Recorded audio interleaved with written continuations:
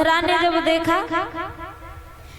कि दीख मंतरा नगरु बनावा, दीखरा नगर बनावा, मंजुल मंगल बाज बधावा, मंजुल मंगल राज बधावा।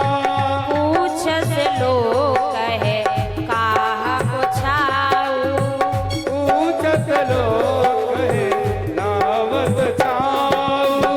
राम तिलक सुने भाव रधाऊ, श्री राम जय राम जय जय राम बोलो, श्री राम जय राम। के दीख मंतरा नगरु बनावा। मंत्रा ने जैसे ही देखा कि बड़ा ही नगर अयोध्या सजा हुआ है, आज क्या हुआ, आज क्या हुआ, बधावा बज रहे हैं। लोगों से पूछा कि पूछ लोग कहा उछाव, आज क्या होने वाला है, ये नगर को क्यों सजाया, अयोध्या को फूलों से क्यों सजाया। राज तिलक की खबर सुन के, किसके, राम के राज तिलक की खबर सुन के राम तिलक सुन भाव धाऊ। जब राम के तिलक की खबर सुनते ही उसका हृदय जलने लगा। मंत्रा का हृदय जलने लगा, जलने लगी मंत्रा।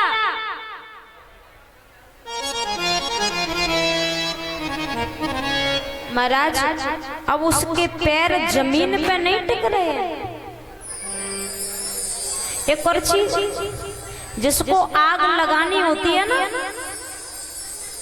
आग लगानी होती है तो माचिस और तीली की जरूरत नहीं पड़ती। आग लगानी हो किसी के घर में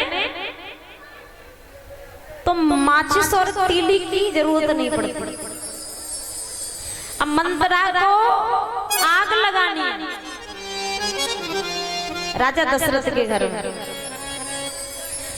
कर रही विचार को बुद्ध को जाती विचार करने लगी कि ये क्या हो रहा है, मुझे ये रात में सब कुछ बिगाड़ना है।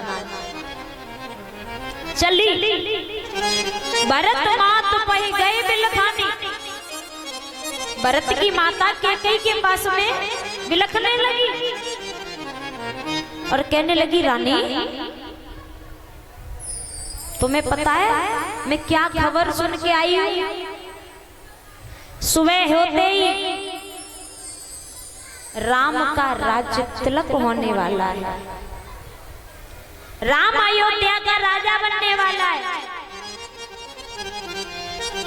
अब कैकेयी माँ का भाव देखिए, कैकेयी माँ कहने लगी, इसमें चौंकने वाली क्या बात है, राम तो मुझे भरत से भी ज्यादा प्रिय है, राम तो मुझे भरत से भी ज्यादा प्यारा है।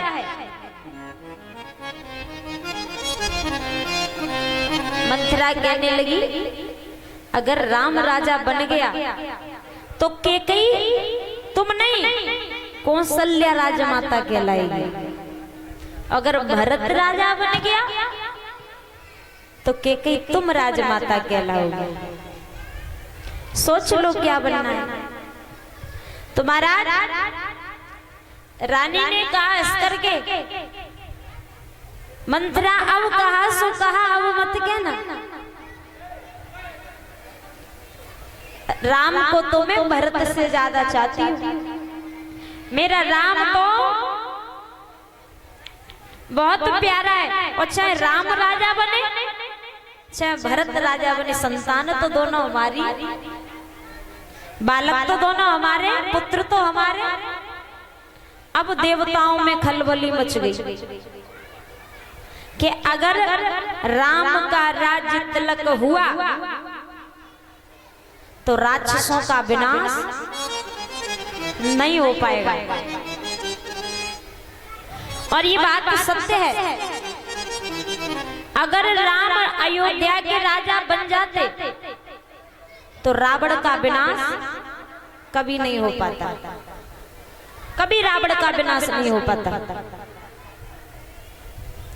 तो महाराज देवताओं ने सरस्वती मैया को भेजा, और जब सरस्वती मैया को भेजा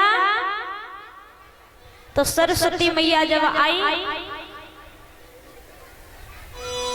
कैकेयी मैया के मस्तक पर विराजमान हो गई।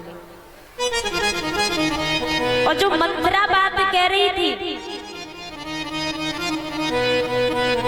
कैकेयी ने मंत्रा की बात को मान लिया। कैकेयी ने क्या किया? मंत्रा की बात को मान लिया।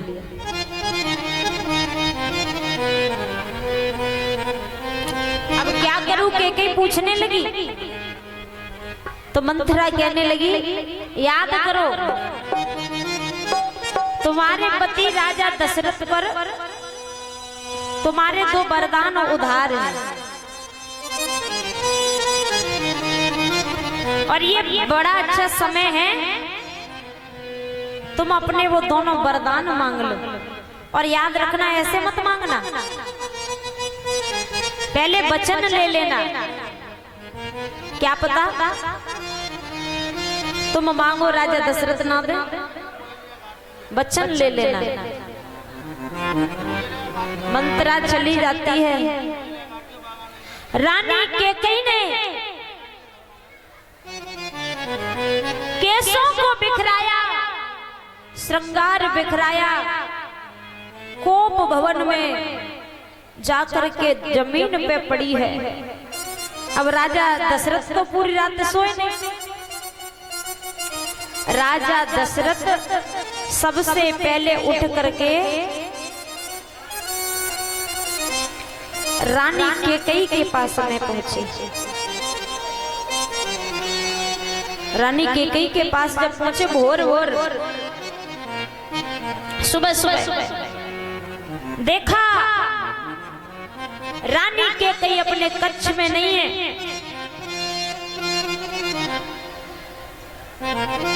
कोप भवन में देखा जमीन पे पड़ी हुई है रानी, श्रृंगार बिखरा हुआ है, बाल बिखरे हुए हैं। राजा दशरथ ने उठाया, आसन पे बिठाया, पूछने लगे, हे रानी क्या बात है? तुम्हारी ये दशा? कैकेयी कहने लगी, महाराज आपने मुझे बहुत धोखा दिया है। मेरा भरत यहाँ है भी नहीं, और मेरे भरत की ना उपस्थिति में तुमने राम को 14 को आज यहाँ पर राजा बनाने का आदेश दे दिया।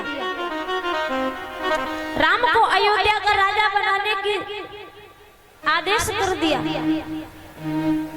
महाराज ये तो गलत किया। रानी कैकेयी बोली, महाराज आज मुझे आपसे कुछ चाहिए। याद करो जब देवासुर संग्राम हो रहा था तो तुम्हारे रथ की धुरी टूट गई थी, और राम जो वनवास गए ना, उसमें रावण को मारने का मेन कारण नहीं था।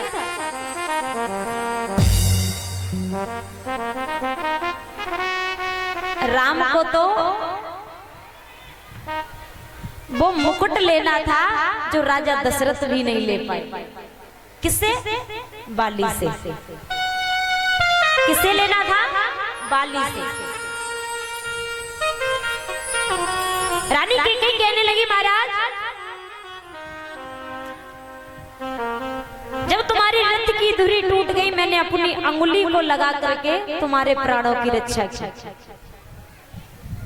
तब तुमने मुझसे कहा था कि कोई 2 वरदान मांग लो, मैंने कहा सही समय आने पर मांगूंगी। आज मुझे वो वरदान चाहिए। राजा दशरथ कहने लगे, रानी इसमें रूठने मनाने वाली क्या बात है? तुमने वरदान मांगा था, मैंने दिया था, मांग लीजिए। रानी कैकेयी बोली है, मेरे 2